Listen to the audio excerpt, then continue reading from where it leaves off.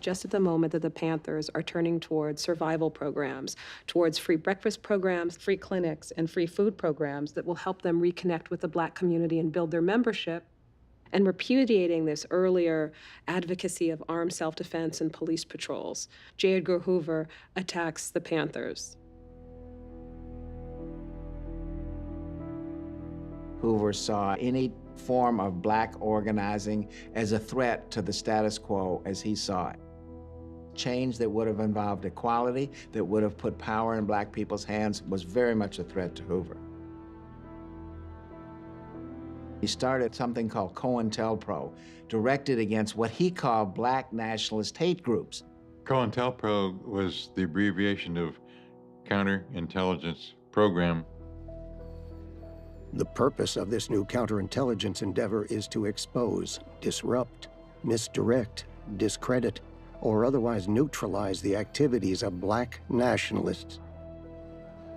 Neutralize could mean making somebody an informant, or putting somebody in jail, or having somebody killed.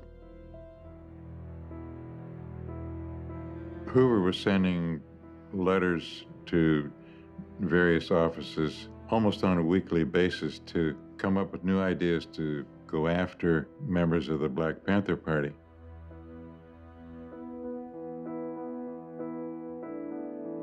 "245 of the 290 COINTELPRO actions were against the Black Panthers. One of the mandates was, do not make this program public. Do not tell anybody that it exists. FBI has a memo that states the objectives of counterintelligence operations.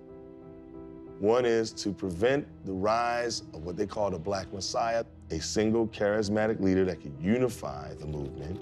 They want to prevent the appeal of radical political movement to Black youth.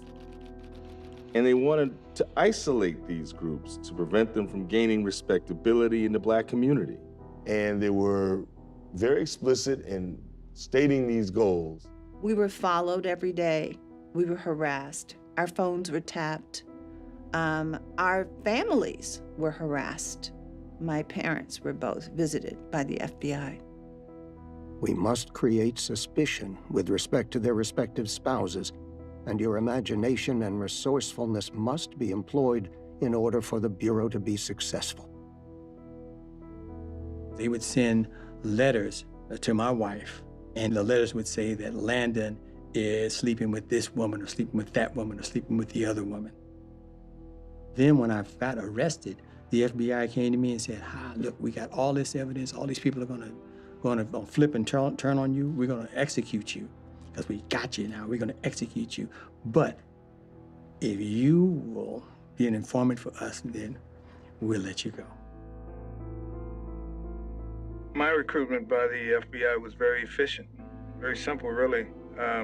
I'd stolen a car and went joyriding over the state limit, and they had a potential case against me, and I was looking for an opportunity to work it off. And a couple of months later, that opportunity came when FBI agent Roy Mitchell asked me to go down to the local office of the Black Panther Party and try to gain membership.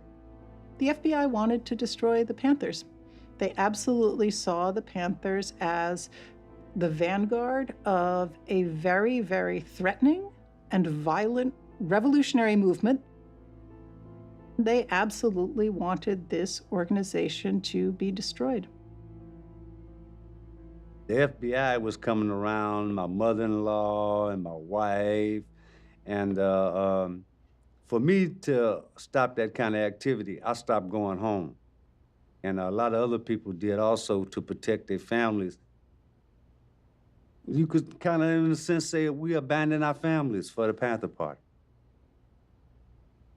You might have a 3-bedroom apartment that might have 10 Panthers staying there, sharing bedrooms. The living room was basically also a bedroom. We called them Panther pads. Somebody would be on 24